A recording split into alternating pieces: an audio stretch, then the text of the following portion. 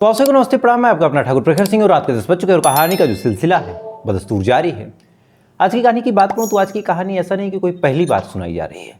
इससे मिलती जुलती घटनाएं हर साल 2 साल, अब तो महीने 2 महीने पे कहीं ना कहीं से निकल के सामने आ जाती हैं। इकलौते जो ये नवरात्रि चल रही है, यानी स्थापना से लेकर विसर्जन के बीच में ऐसी खबरें कम से कम सैकड़ों बार आई हैं, कहीं छोटे मोटे पैमाने पे, कहीं बड़े पैमाने पे। इससे पहले जब गणेश चतुर्थी चल रही थी उस टाइम भी निकल के सामने आई थी, पिछली साल भी आई थी। उससे कुछ साल पहले तो तिरंगा यात्रा और एक भगवा यात्रा पे भी एक इंसान की जान ले ली गई थी। तो अब हमारे हिंदुस्तान के लिए शायद ये चीज़ नई नहीं है। हिंदुस्तान के लोगों को इस चीज़ की आदत डाल लेनी चाहिए कि आप कुछ भी धार्मिक काम करेंगे, खासकर अगर आप दुर्गा पूजा करते हैं, आप रामनवमी का जुलूस निकालते हैं, आप गणेश पूजन करते हैं, तो आपके ऊपर पथराव होगा, आप उसके आदी हो जाइए, आपको गोली भी मारी जा सकती है। और ऐसा ही कुछ हुआ बहराइच में। बहराइच में क्या कुछ हुआ इसको लेके कई सारे पहलू हैं, और एक कहानी सुनाने वाले को या फिर जो भी किसी इंसान को कोई जानकारी दे रहा है उसको हमेशा निष्पक्ष होना चाहिए। कुछ लोग इधर का बताते हैं, कुछ लोग उधर का, लेकिन हर कहानी के कायदे से 3 पहलू होते हैं, एक इसका, एक उसका और एक सच का। और प्रयास ये करना चाहिए कि आपकी पर्सनल ओपिनियन या फिर पर्सनल राय चाहे जो भी हो, हर इंसान किसी न किसी चीज़ को तो सपोर्ट करता है। कोई भी अपने आप को कितना भी निष्पक्ष बनाने की कोशिश करे, एक ना एक धड़ा वो चुन ही लेता है। लेकिन कम से कम जब तक वो वीडियो बनाए या फिर जब तक वो लोगों को बता रहा हो, वहाँ तक वो निष्पक्ष रहे तो अच्छा है। तो बहराइच में क्या कुछ हुआ और ये खबर इतनी हाईलाइट क्यों है, तो उसको लेके आपको कुछ पहलू पहले बता देता हूँ। एक वीडियो आज सोशल मीडिया पे बहुत तेज़ी के साथ वायरल हुआ। कल तक लोग बहराइच के उस हादसे के बारे में ज़्यादा जानते भी नहीं थे, लेकिन एक वीडियो सोशल मीडिया पे वायरल हुआ जिसपे बाकायदा IPS और STF के चीफ अमिताभ यस वही शख्स हैं जिनके ऊपर योगी सरकार को सबसे ज़्यादा भरोसा है। चाहे मंगेश यादव इनकाउंटर हो, चाहे अनुज प्रताप सिंह का इनकाउंटर हो, अलग अलग और भी जितने इनकाउंटर हुए, जितने लोग पुलिस की मुठभेड़ में मारे गए, उन तमाम चीज़ों को अगर कोई बंदा लीड कर रहा था, कोई पुलिस वाला आगे बढ़ा रहा था, कोई ऑर्डर दे रहा था, तो वो कोई और नहीं, अमिताभ यस थे। IPS हैं और इस टाइम में STF के चीफ हैं उत्तर प्रदेश में। योगी सरकार को सबसे ज़्यादा अगर किसी पे भरोसा है तो उन्हीं पे है। योगी बाबा के बड़े खास माने जाते हैं। वीडियो में अमिताभ यस एक पिस्टल लेके भीड़ के पास से दौड़ते हुए दिखाई देते हैं और सीधा सीधा चैलेंज देते हैं कि अगर हिम्मत है तो अब आगे आओ। भीड़ वहाँ से छितर बितर होती है, लेकिन वीडियो जो था उस हिसाब से फिर लोगों ने अब अंदाज़ा लगाना शुरू किया कि भाई ऐसा क्या हो गया। तो फिर पता चला कि बहराइच में सांप्रदायिक हिंसा हुई है। इस हिंसा में एक इंसान की जान चली गई, कई लोग घायल हैं, कईयों की पूरी ज़िंदगी बर्बाद हो गई, पूरी जो जमा पूंजी थी वो चली गई। कई ऐसे हैं जिनको गोली लगी है, कई ऐसे हैं जिनकी तमाम दुकानें, तमाम शोरूम जला दिए गए, कई घायल हैं। एक बेचारा विकलांग, उसको बुरी तरीके से पुलिस वालों ने खुद मारा, और यही तमाम चीज़ें। तो आखिर ये हिंसा हुई क्यों और इसकी असल कहानी क्या है? तो असल कहानी क्या है उसको लगभग मैं आपको बताने की कोशिश करूँगा, क्योंकि अब जिसको गोली लगी वो जा चुका, जिसने मारा वो कैमरे के सामने आया नहीं, उससे कुछ बातचीत पूछताछ किसी ने की नहीं। तो आसपास के चश्मदीदों और बाकी जो घटनाएं हैं, उनके जो वीडियोस हैं, उसके हिसाब से एक जो कहानी फ्रेम होती है वो मैं आपको बताता हूँ। और इस कहानी की असल शुरुआत होती है कल भारत के अलग अलग कोनों में, अलग अलग जगहों पे, कायदे से कहें परसों विजयदशमी थी। और तमाम लोग जानते हैं कि इस दिन जहाँ जहाँ माता जी की मूर्तियाँ बैठी होती हैं, जहाँ जहाँ दुर्गा पूजा लगा होता है, वहाँ फिर विसर्जन होता है। अब ऐसे ही बहराइच उत्तर प्रदेश का एक बेहद मशहूर जिला, अभी कुछ टाइम पहले ये भेड़िए के लिए परेशान था, अभी फिर ये कांड। इसी बहराइच में एक जगह लगती है महाराजगंज, और इसी महाराजगंज में एक थाना लगता है हरदी थाना। हरदी थाने में भी अलग अलग जगह दुर्गा पूजा लगे थे, उनका विसर्जन होना था। पुलिस को भी ये बात पता थी कि मूर्ति विसर्जन होगा। तो पुलिस ने क्या किया कि तमाम जितने ग्रुप थे, जैसे किलोमीटर 2 किलोमीटर पे लोग लगा लेते हैं दुर्गा पूजा, एक अपनी उनकी समिति होती है, उनका अपना एक दुर्गा पूजा होता है, उसका अपना एक नाम होता है। तो तमाम लोगों ने दुर्गा पूजा अपना लगा रखा था, कहीं छोटे में कहीं बड़े पैमाने पे। तो प्रशासन ने इन तमाम लोगों को बुलाया और बुलाने के बाद इनसे कहा कि एक काम करो, मूर्ति विसर्जन करना है, आप सभी को करना है, तो एक काम करो, सब एक साथ मूर्तियां लेके निकलो और बहराइच घाट पे जहां आपको विसर्जन करना वहां सब लोग एक साथ कर दो। इसका फायदा ये होगा कि लॉ एंड ऑर्डर जो है उसको मेंटेन करने में हमारे लिए आसानी होगी। क्योंकि अगर कोई 4 बजे निकलता है, कोई 6 बजे निकलता है, कोई 7 बजे निकलता है, तो पुलिस वालों को फिर उसी रूट पे 10-20 चक्कर लगाने होंगे, सबको सिक्योरिटी देनी होगी, कोई हादसा ना हो जाए, कहीं भगदड़ ना मच जाए, कहीं कुछ गिरने पड़ने से कोई दब ना जाए। अच्छा, पानी के पास जाना है तो वहाँ भी व्यवस्था देखने की, कहीं कोई डूब ना जाए, सब लोग दूर रहें, जो अनुभवी लोग हैं वही मूर्ति विसर्जन करें। इस वजह से प्रशासन ने बाकी लोगों से ये बात कही। अब अलग अलग जो संगठन है उन्होंने बात मानी। कोई नौ दुर्गा पूजा समिति थी, कोई श्री श्री जगदम्बा दुर्गा पूजा समिति, ऐसे ऐसे करके अलग अलग समितियाँ थी, उन्होंने बात मान ली। तय ये हुआ कि शाम के लगभग 4:30 बजे तमाम मूर्तियाँ निकलेंगी। अब आप मान के चलिए कि एक दुर्गा पूजा, उस दुर्गा पूजा को कराने वाले कम से कम 12 से 15 लोग होते हैं और उस पूरे इलाके के भी लोग होते हैं। जैसे किसी चौराहे पे लगा तो आसपास के जितने दुकानदार होंगे, जितने श्रद्धालु होंगे, जितनी माताएं बहनें होंगी, जब मूर्ति विसर्जन होती तो तमाम लोग आते हैं। तो अगर 15-20 जगह दुर्गा पूजा लगा है तो अगर एक जगह से कम 10 लोग भी आ गए और 15 जगह लगा है तो 15 का मान के चलिए कि 150 से ज़्यादा लोग हो जाएंगे। कम से कम अगर 10 लोग निकलते हैं तो, बल्कि ज़्यादा ही निकलते हैं। अच्छा, हर दुर्गा पूजा समिति अपना एक डीजे, अपनी लाइटिंग, अपने ट्रैक्टर टाली, ये तमाम चीज़ें करता है। तो ऐसी ही पूरी व्यवस्था थी। तो एक एक करके ये जब तमाम लोग निकलना शुरू होते हैं तो धीरे धीरे एक रैली का रूप ले लेता है। अब रैली चल रही है, तमाम झंडे हैं, डीजे हैं। अच्छा, डीजे पे कोई फिल्मी गाना बजेगा नहीं, भक्ति गाना ही बजेगा। तो ये जो जुलूस था, एक तरह से कहें, ये हरदी थाने के उस क्षेत्र से निकलता हुआ रेहुआ गांव पहुंचता है। और उस टाइम जो वक्त हुआ था घड़ी में, वो 5 बजे के आसपास थे। 5 बजे के आसपास अब रेहुआ गांव के आसपास पहुंचते हैं लोग। गाना जोर शोर से डीजे पे बज रहा था।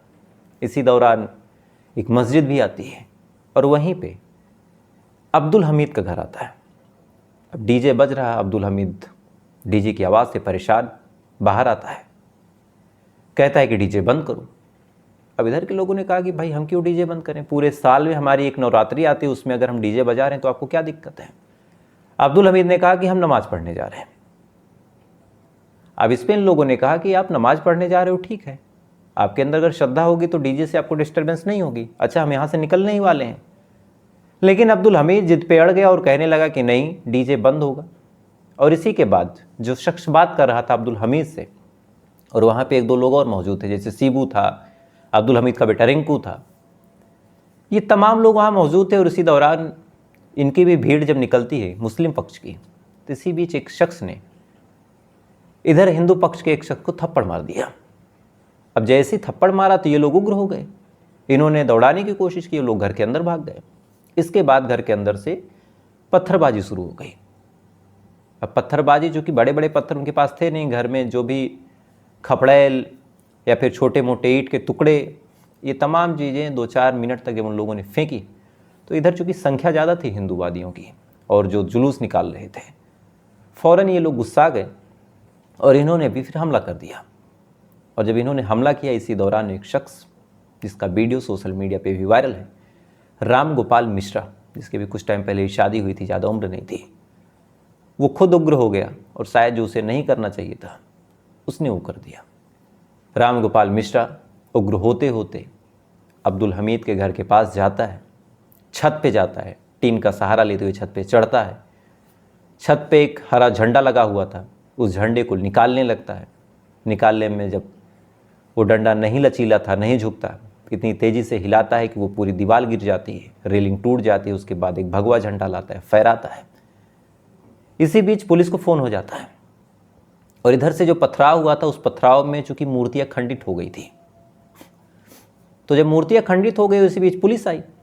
पुलिस ने कहा कि यहाँ से आप लोग निकलिए और जाके विसर्जन कीजिए।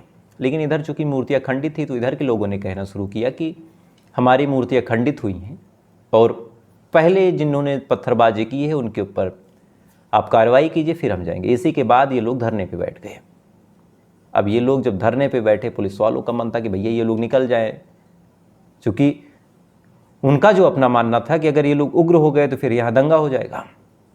लेकिन इधर इन लोगों का कहना था कि हमारी मूर्तियों पे पत्थरबाजी हुई है, अच्छा हमारा दुर्गा पूजा का विसर्जन है, अगर हम जा रहे हैं तो किसी को क्यों दिक्कत हो रही है, हम गाने में किसी की बुराई तो कर नहीं है, हम देवी भक्ति गाना चला रहे हैं, तो फिर हम क्यों गाना बंद करें।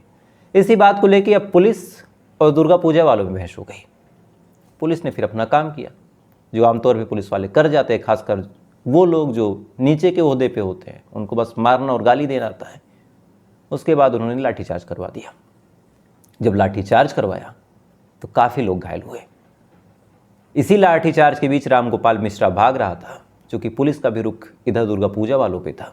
अचानक से रामगोपाल मिश्रा को अब्दुल हमीद के परिवार वाले खींचते हैं, घर के अंदर लेके जाते हैं। जाने के बाद पहले उसको बुरी तरीके से टॉर्चर करते हैं। वहीं पे एक दो लोग और मौजूद थे, क्योंकि सकरी गलियाँ थी, उसी में ट्रैक्टर टालियाँ थी, कुछ लोग भाग रहे, पुलिस वाले लाठियाँ भाज रहे, इतनी जगह थी नहीं, कुछ लोग घर में भी घुस रहे थे बचने के लिए, शेल्टर लेने के लिए। तो ऐसे हाल में फिर जो चश्मदीदों ने बताया कि गोली मारी गई, और एक ऐसा चश्मदीद था जिसका इंटरव्यू मैंने खुद देखा, उसके हाथ पे भी गोली लगी, उसने खुद दिखाया कि हाँ उसको चोट लगी है। इसके बाद अब इधर पुलिस लाठीचार्ज कर रही, कुछ लोग भाग रहे हैं, इधर फिर गोली की आवाज़ आई तो पुलिस के भी हाथ पांव फूले। उन्होंने मुड़ के देखा, रामगोपाल मिश्रा के शरीर में 13 जगह छर्रे लगे थे। यानी उस निशान को जब मैंने करीब से खुद देखा तो ऐसा नहीं था कि 13 गोली मारी गई थी, गोली 1 या 2 मारी गई थी, लेकिन जो गोली थी, जहाँ तक मेरा अपना अनुभव है, कि कट्टे से चलाई गई थी। और जो गोली थी वो एलजी की थी।